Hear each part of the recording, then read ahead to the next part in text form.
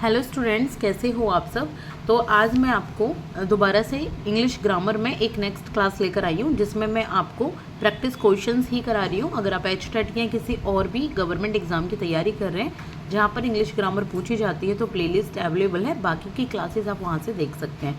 इससे पहले की क्लास में मैं आपको सेंटेंस कंप्लीशन करा चुकी हूँ। आज की जो क्लास है वो भी एक सेंटेंस दिया हुआ है, लेकिन उसमें आपको मीनिंग बतानी है कि इसकी सही मीनिंग क्या होगी। इस तरीके के एग्जामिनेशंस में क्वेश्चंस काफ़ी सारे आते हैं। चलिए स्टार्ट करें पढ़ना। Unless you work harder you will fail means, जब तक तुम मेहनत नहीं करोगे, हार्ड वर्क नहीं करोगे, तो तुम फेल हो जाओगे। इसका क्या मतलब है? If you fail you will work harder, अगर तुम फेल हो जाओगे तो तुम वर्क हार्ड करोगे। क्या ये मतलब है? You must at least plan well then you will not fail, या तुम्हें कम से कम प्लान तो करना चाहिए, तब तुम फेल नहीं होगे। या hardly you will fail if you do not desire so. देखिए, ऐसा कोई भी शब्द भी नहीं आया है, तो हमें मीनिंग और शब्द नहीं चेंज करने ज़्यादा, हमें उससे रिलेटेड ही मीनिंग बतानी है। या डी है, if you do not put more efforts then you will fail, अगर तुम ज़्यादा एफर्ट्स नहीं डालोगे तो तुम फेल हो जाओगे। आगे आंसर समझ में थोड़ा सा देखिए, कॉमन सेंस का यूज़ करके ही हम करेंगे। Number D is the correct answer. If you do not put more efforts, ठीक है, इसमें भी यही दिया गया है कि अगर आप ज़्यादा वर्क नहीं करोगे तो फेल हो जाओगे, ज़्यादा मेहनत नहीं करोगे। तो इसमें भी एक है, अगर आप ज़्यादा प्रयास नहीं करोगे तो फेल हो जाओगे। तो number D is the correct answer. इसके बाद है, even if it rains I shall come means, चाहे बारिश हो लेकिन मैं आऊँगा। इसका क्या मतलब है?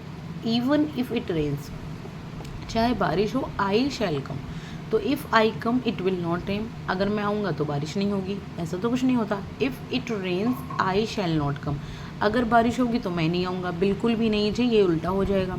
आई will certainly come whether it rains or not, बारिश हो या ना हो मैं ज़रूर आऊँगा। क्या ये इसका मतलब है? ना, whenever there is a rain I shall come, और जब भी बारिश होगी मैं आऊँगा, बिल्कुल भी नहीं। इसका आंसर है number C, I will certainly come whether it rains or not, बारिश हो या ना हो मैं आऊँगा। ठीक है, इसका मतलब यही है, चाहे बारिश हो मैं आऊँगा, तो इसका भी यही मतलब है। Number C is the correct answer. इसके बाद है next question, Dinesh is as stupid as he is lazy means, Dinesh मतलब इतना मूर्ख है जितना कि आलसी, यानी कि मूर्ख भी है और आलसी भी है, तो दोनों ही बताना है।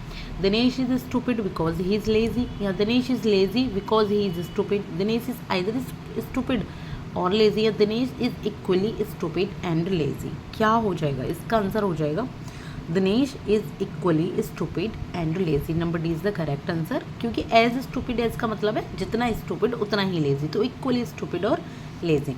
इसके बाद है next, he is so lazy that he, वो इतना आलसी है कि वो क्या नहीं कर सकता, वो इतना आलसी है। Can not depend on others for getting his work done, वो इतना आलसी है कि वो दूसरों पे डिपेंड नहीं हो सकता अपने काम के लिए। नहीं, can not delay the schedule of completing the work, वो डिले नहीं करता काम करने के शेड्यूल को। क्या ये इसका मतलब होगा? तो ये तो देखिए उल्टे हैं, ही इज़ सो लेजी, यानी कि लेजी से रिलेटेड है ना, और यहाँ तो ये आ रहा है कि वो मतलब काम करता है। Can seldom complete his work on time, अब कभी कभार ही अपना वर्क का टाइम पर कंप्लीट कर पाता है, मियाँ मुश्किल से। Dislike to postpone the work that he undertakes to do, वो पोस्टपोन करना, वर्क को पोस्टपोन करना पसंद नहीं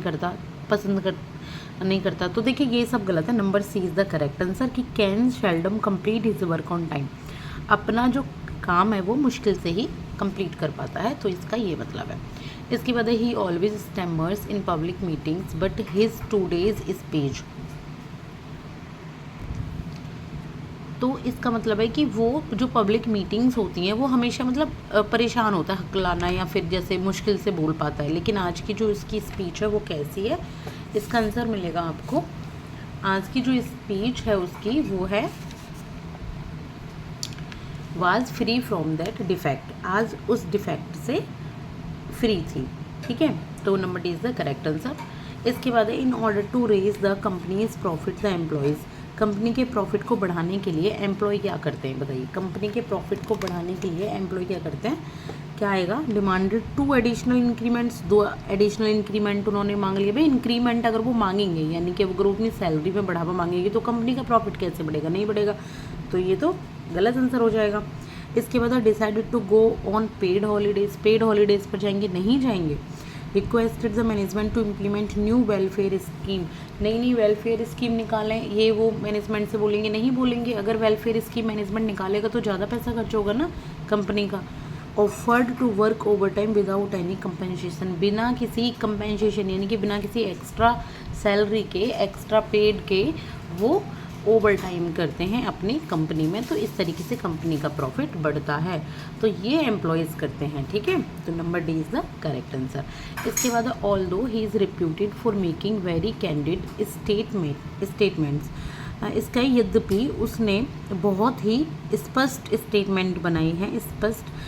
तो अब क्या आना चाहिए, his today's speech was not Fairlie Audible, फिर भी उसकी जो स्पीच है वो फेयरली ऑडिबल नहीं है। देखिए मैं आंसर बता देती हूँ, his today's statement were very ambiguous, उसने वो रेप्यूटेड तो है यानी कि वो फेमस तो इस चीज़ के लिए है कि वो बहुत कैंडिड यानी कि बहुत स्पष्ट स्टेटमेंट देता है, स्पष्ट बातें करता है, लेकिन जो आज की उसकी स्टेटमेंट थी वो बहुत एम्बिगस थी, यानी कि बहुत र्यूड टाइप की, बहुत एम्बिगस थी। तो आंसर क्या हो जाएगा, नंबर डी।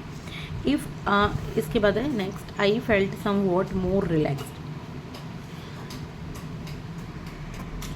इसका मतलब है आई मैं कुछ ज़्यादा मतलब कुछ रिलैक्स हूँ आज, मैं कुछ आज रिलैक्स, लेकिन इसमें क्या है, I felt somewhat more relaxed, मैं आज ज़्यादा रिलैक्स हूँ, मतलब कुछ ज़्यादा रिलैक्स महसूस कर रहा हूँ, लेकिन इसमें क्या आ जाएगा साथ में, but tense as compare to earlier, लेकिन पहले से ज़्यादा टेंशन में हूँ। And tense are compare to earlier, नहीं ये तो गलत है बिल्कुल।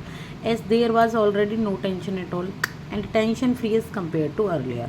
देखिए यहाँ आएगा, I felt somewhat more relaxed and tension free as compare to earlier, मैं आज ज़्यादा रिलैक्स और टेंशन फ्री महसूस कर रहा हूँ पहले से ज़्यादा।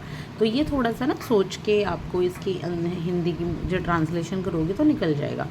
इसके बाद with great efforts his son succeeded in convincing him not to donate his entire wealth to an orphanage, बहुत एफर्ट्स करने के बाद, बहुत प्रयास करने के बाद उसका जो बेटा है उसको कन्विंस करने के लिए सक्सीड हो गया, सफल हो गया कि वो अपनी सारी की सारा धन ऑर्फनेज में ना दे।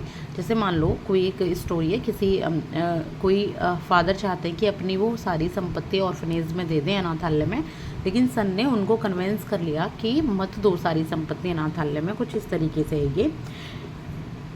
And make an orphan of himself, answer इसका यह है, and make an orphan of himself, बल्कि खुद उसको ही एक ऑर्फन मतलब अनाथ, एक ऑर्फन अपना ऑर्फन बना लो, यानी कि अपना अनाथ बेटा, अनाथ बच्चा बना लो। तो number C is the correct answer. इसके बाद है, even though it is very large house, यद्यपि वो एक बड़ा घर है, लेकिन there is hardly any space available for the children, hardly बच्चों के लिए कोई यहाँ पे स्पेस है। तो इवन दो जैसे यहाँ आया है ना, तो यहाँ पे हार्डली लगा के इसको कंप्लीट किया गया है। तो अभी के लिए इतना ही, आगे की जो मैं क्लास कराऊंगी उसमें बताऊंगी स्पॉटिंग एरर्स।